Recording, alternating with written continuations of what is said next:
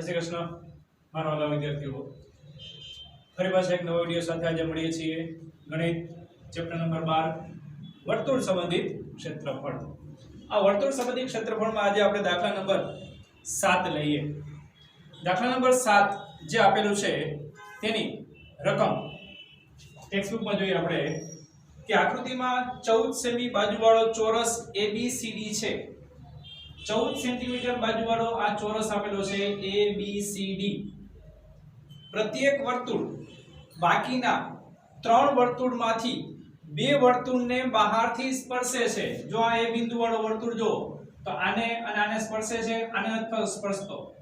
પ્રત્યેક વર્તુળ બહારના ભાગમાં સ્પર્શે છે કીધું છે. હવે 3 માંથી 2 વર્તુળને બહારથી સ્પર્શે છે તેમ A B C અને D કેન્દ્રવાળા 4 વર્તુળ દોર્યા છે.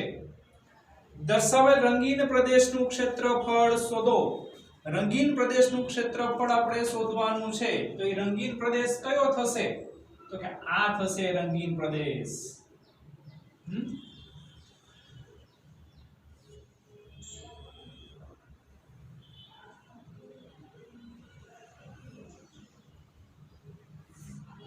આ રંગીન પ્રદેશનું આપણે ક્ષેત્રફળ શોધવાનું છે. કેવી રીતે મળશે મિત્રો? આ રંગીન પ્રદેશનું ક્ષેત્રફળ મળે કઈ રીતે? સિમ્પલ વસ્તુ છે. ચોરસના ક્ષેત્રફળમાંથી 4 વૃત્તાંશનું ક્ષેત્રફળ બાદ કરો. ચોરસના ક્ષેત્રફળમાંથી 4 વૃત્તાંશનું ક્ષેત્રફળ બાદ કરવાનું છે. જવાબ મળી જશે. આ રંગીન ભાગનું ક્ષેત્રફળ. આ વર્તુળનું કાઈ કામ નથી, આ બહારના. બરાબર? ચલો એના આન્સરમાં લઈએ કે આકૃતિમાં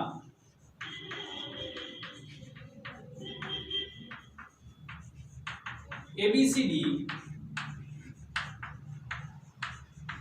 ચોરસ માટે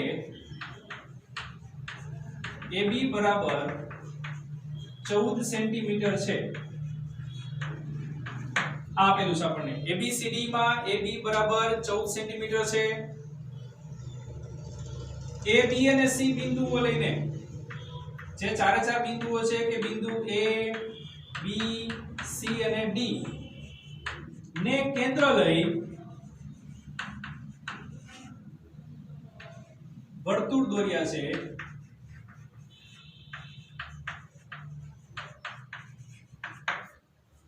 અને વર્તુળની ત્રિજ્યા જોતી હોય તો કેટલી થશે? વર્તુળની ત્રિજ્યા r બરાબર બાજુના છેદમાં 2 આવશે. જો એટલે કે 14 ના છેદમાં 2 બરાબર 7 સેન્ટીમીટર. આ આખી બાજુ છે જેનું માપ 7 અને 14 સેન્ટીમીટર છે. તો અહીંયાથી આટલું માપ અડધું જ થાય ને, તો 7 સેન્ટીમીટર થાય. આ પણ 7, આ 7, બધી બાજુ 7 7 છે. એટલે બાજુનું માપ મળી ગયું 14 સેન્ટીમીટર. તો ત્રિજ્યા 7 સેન્ટીમીટર, બાજુનું માપ છે 14 સેન્ટીમીટર. ને હવે આપણે શું લેવાનું છે? તો કે રંગીન ભાગનું ક્ષેત્રફળ જોઈએ છે. તો રંગીન પ્રદેશનું ક્ષેત્રફળ કઈ રીતે મળશે? તો અહીંયા લઈએ રંગીન પ્રદેશનું ક્ષેત્રફળ. સૂત્ર આવશે ચોરસનું ક્ષેત્રફળ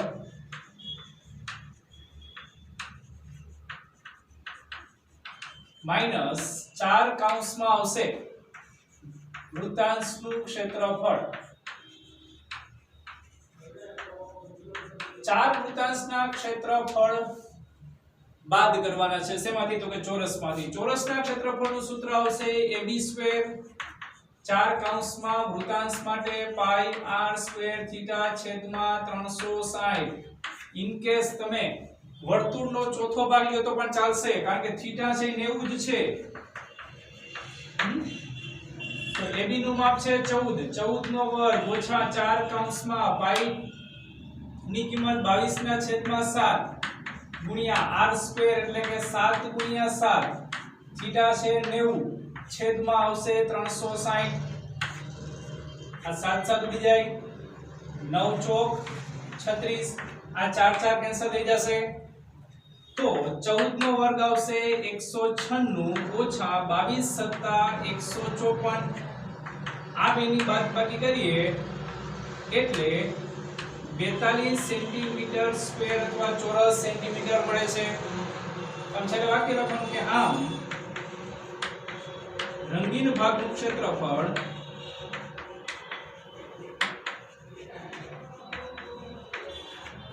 કેટલો છે તો કે 42 સેમી સ્ક્વેર છે. તો આ એનો ફાઇનલ આન્સર થાય. સિમ્પલ વસ્તુ છે. સ્ક્રીનશોટ પાડી લો. ચાલો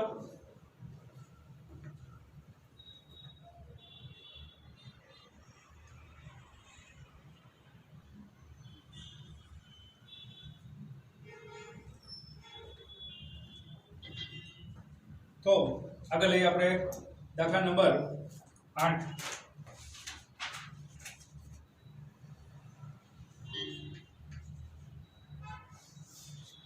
આઠમો દાખલો જે કીધો છે કે આકૃતિમાં દોડ માર્ગનું નિરૂપણ કરેલું છે. દોડ માર્ગ એટલે કે આપણને ખ્યાલ છે કે ઓલિમ્પિકમાં એક આખો દોડ માર્ગ હોય તેવો અહીંયા આકૃતિમાં આપેલો છે. હવે એમાં આપણને કીધું છે કે તેના ડાબા અને જમણા છેડા અર્ધવર્તુળાકાર છે. આ ડાબી બાજુનો છેડો છે, આ જમણી બાજુનો છેડો છે. તમે જોઈ શકો છો કે અર્ધવર્તુળાકાર બે છેડા છે. હવે અંદરના બે સમાંતર છેડા વચ્ચેનું અંતર એટલે કે આ અંદરના બે સમાંતર છેડા એની વચ્ચેનું અંતર આપેલું છે આપણને 60 મીટર છે.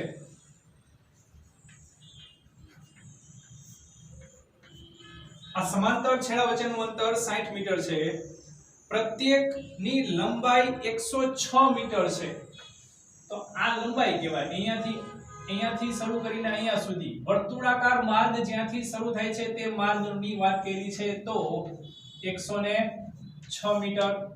તો આમ પણ 106 મીટર થાય.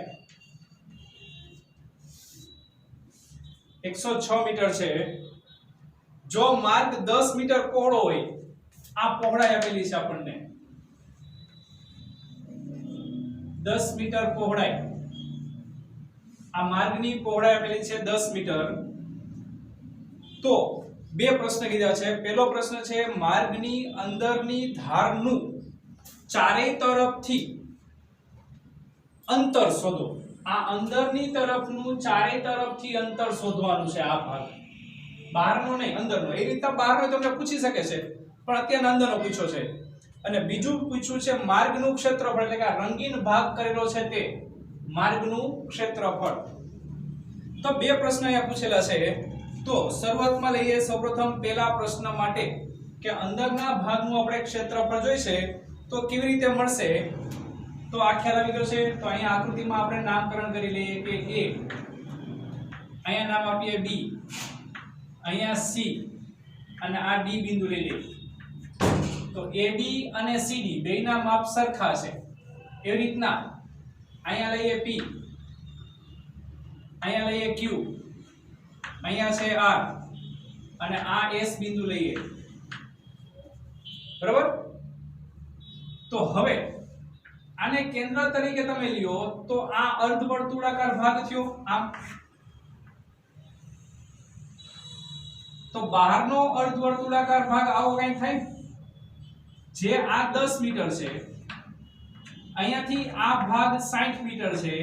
તો અડધો અડધો 30 થાય. તો આની ત્રિજ્યા એટલે કે નાના અર્ધવર્તુળની ત્રિજ્યા થશે 30 મીટર. તો મોટા અર્ધવર્તુળની ત્રિજ્યા કેટલી થાય? તો 30 વત્તા 10 એટલે કે 40 મીટર થશે. 30 વત્તા 10 કેટલા થશે? તો કે 40 મીટર. ખ્યાલ આવી ગયો છે. આ 60 મીટર છે તો અડધું કરો એટલે 30 મીટર થાય. આટલો ભાગ એટલે ત્રિજ્યા થઈ. આ ભાગ ત્રિજ્યા થઈ. એમાં તમે 10 મીટર ઉમેરો એટલે બહારના વર્તુળની શું થઈ ગઈ આપણા માટે? ત્રિજ્યા. તો આમ બંને વર્તુળ અર્ધવર્તુળની ત્રિજ્યા પણ મળી જશે. તો લઈએ અહીંયા કે આકૃતિમાં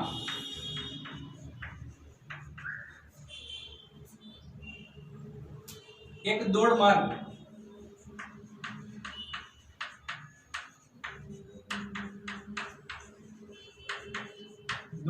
આપેલ છે જેના બંને છેડા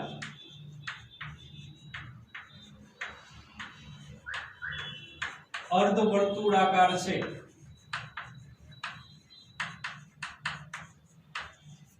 બંને છેડા કેવા છે તો કે અર્ધવર્તુળાકાર છે,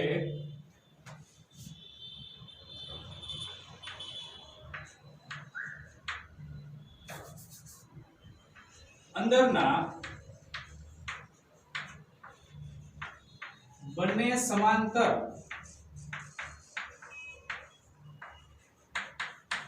ભાગ વચ્ચેનું અંતર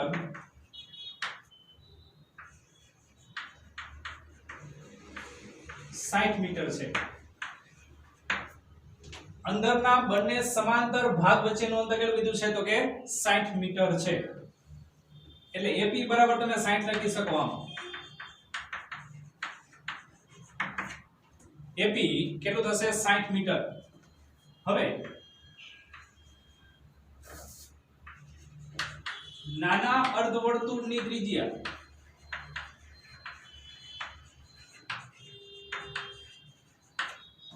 એને આપણે સ્મોલ r કહીએ તો છે 30 મીટર અને મોટા અર્ધવર્તુળની ત્રિજ્યા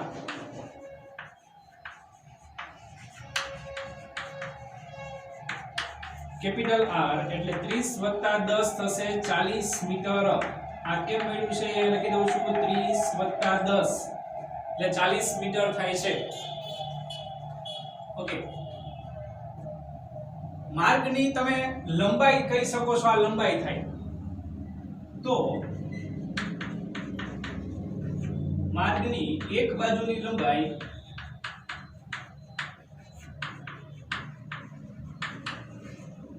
AB બરાબર આપેલું છે આપણને 106 મીટર. કેટલું થશે તો કે 106 મીટર. આ એક તરફનું. હવે પહેલો પ્રશ્ન આપણે જવાબ મેળવવો છે તો કેમ મળશે? પહેલા પ્રશ્ન માટે શું લખશું તો કે અંદરની ચારેય બાજુની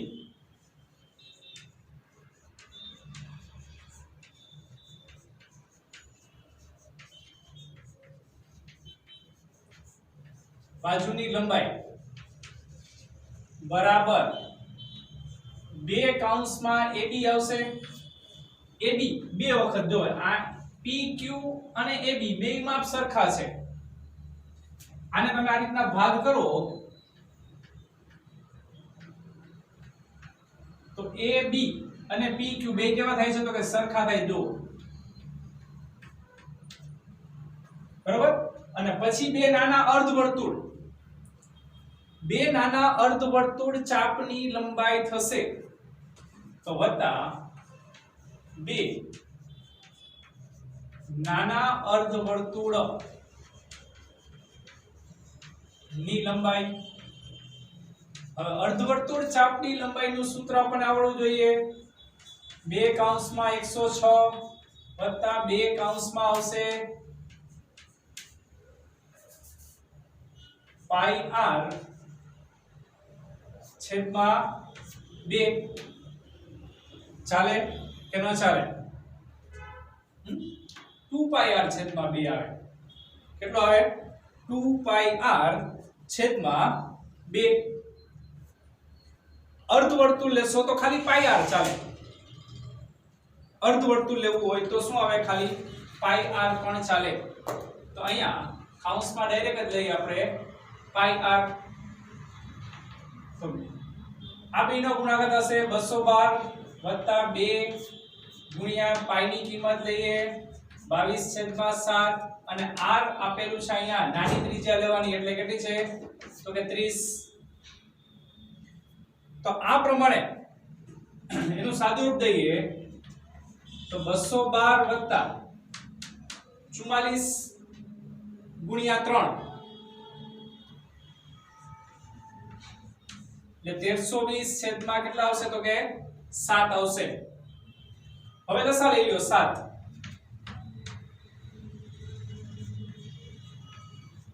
1484 + 1320 છેદમાં 7 અને આ બેનો સરવાળો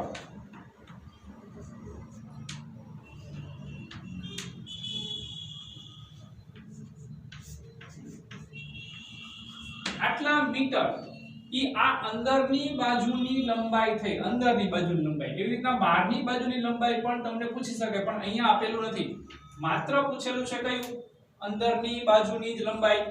તો આ આપણા માટે આન્સર થઈ જશે કોનો, તો કે અંદરની ચારેય બાજુની લંબાઈ બરાબર થશે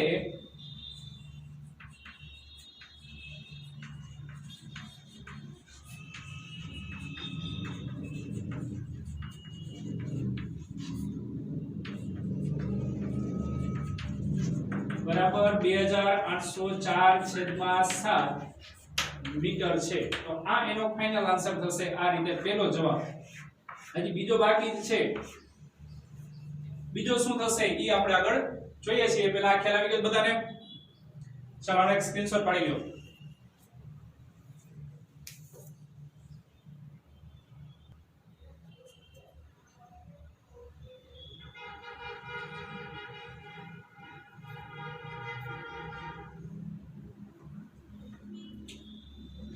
તો હવે લઈએ આપણે બીજી ગણતરી. એની બીજી ગણતરીમાં આપણને કીધું છે કે આ દોડ માર્ગનું ક્ષેત્રફળ શોધો. તો દોડ માર્ગનું ક્ષેત્રફળનું સૂત્ર શું થશે?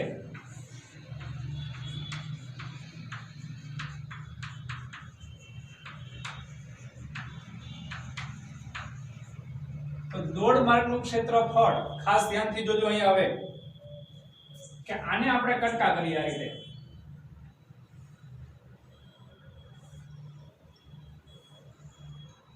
તો આ 1 અને 2 આ બે ભાગ સરખા થાય ક્ષેત્રફળની દ્રષ્ટિએ. અને કેવો આકાર થાય છે? તો કે લંબચોરસ થાય. જો A B C D લંબચોરસ સહિતના P Q R S પણ લંબચોરસ થાય છે. તો દોડ માર્ગનું ક્ષેત્રફળ શોધવા માટે બે કૌંસમાં આવશે લંબચોરસ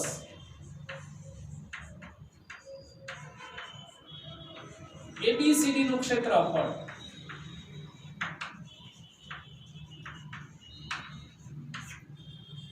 બે લંબચોરસ ABCD નું ક્ષેત્રફળ. ઓકે, હવે આગળ વધીએ તો આ ભાગ 3 કહીએ અને આ ભાગ 4 કહીએ. તો 3 અને 4 નું ક્ષેત્રફળનો સરવાળો થશે, પ્લસ કરવાનો. પણ ઈ કેમ મળશે? તો ધ્યાનથી જોજો હવે કે આને આપણે ડાબી બાજુ લઈએ છીએ આ રીતે. તો મારે ખાલી આ ભાગનું જ ક્ષેત્રફળ જોતું હોય તો આ ભાગ બાદ કરવો પડે. તો આ ભાગ બાદ કરવો પડશે. તો મોટા અર્ધવર્તુળના ક્ષેત્રફળમાંથી નાના અર્ધવર્તુળનું ક્ષેત્રફળ બાદ કરવું પડશે. મોટા અર્ધવર્તુળના ક્ષેત્રફળમાંથી નાના અર્ધવર્તુળનું ક્ષેત્રફળ બાદ કરો એટલે મળી જશે. પણ એવું બે વખત છે. તો અહીંયા લઈએ બે કૌંસમાં કેપિટલ R ત્રિજ્યા ધરાવતા અર્ધવર્તુળનું ક્ષેત્રફળ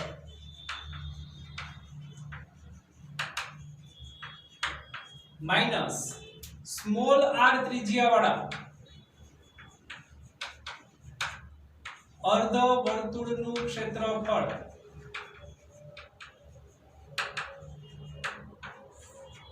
આની બાદબાકી થાય એટલે આપણને દોડ માર્ગનું ક્ષેત્રફળ મળી જશે. ફરીથી બે કૌંસમાં લંબચોરસ ABCD નું ક્ષેત્રફળ એટલે આ બે થઈ ગયું.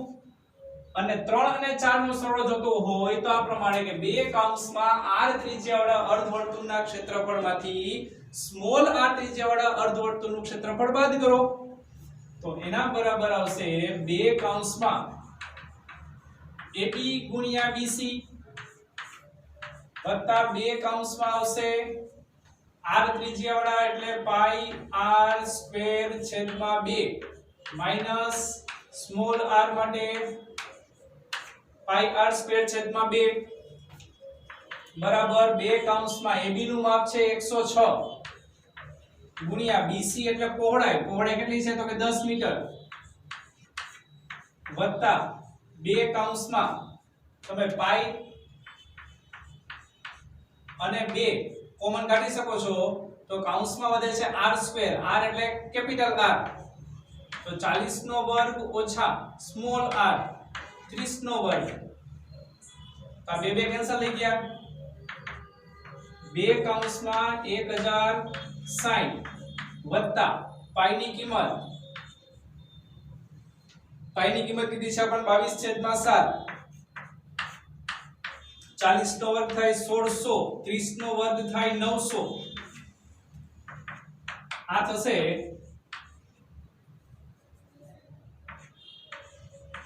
2120 વત્તા 22/7 કૌંસમાં આ બેની બાદબાકી 1600 માંથી 900 બાદ કરો તો કેટલા મળે છે? તો કે 700 મળશે. નાનો છેદાની સાથે ઉડે એટલે 100 થાય, એટલે કે 2120 વત્તા થશે 2200, બંનેનો સરવાળો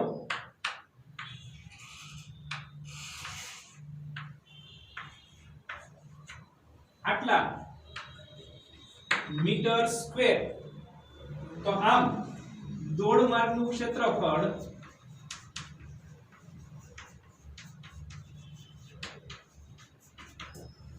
4320 મીટર સ્ક્વેર છે. આ રીતે તમને ક્ષેત્રફળ મળ્યું. કયો? આ ભાગ, આ આખો ભાગ આ રીતે મળે છે.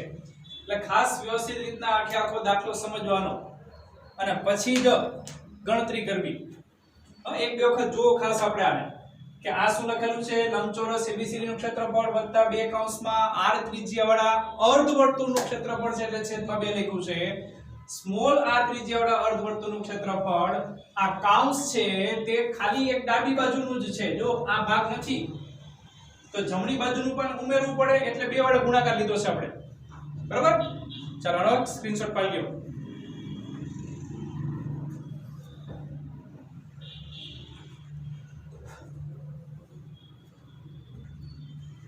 તો આ દાખલો સમજાઈ ગયો હોય તો હવે આપણે ફરી પાછા નવા વિડિયોમાં સાથે મળશું. દાખલો ખાસ સમજી વિચારીને લખો, બધાએ ગણતરી ખાસ કરવી તો જ આવડશે. જય હિન્દ, જય ભારત.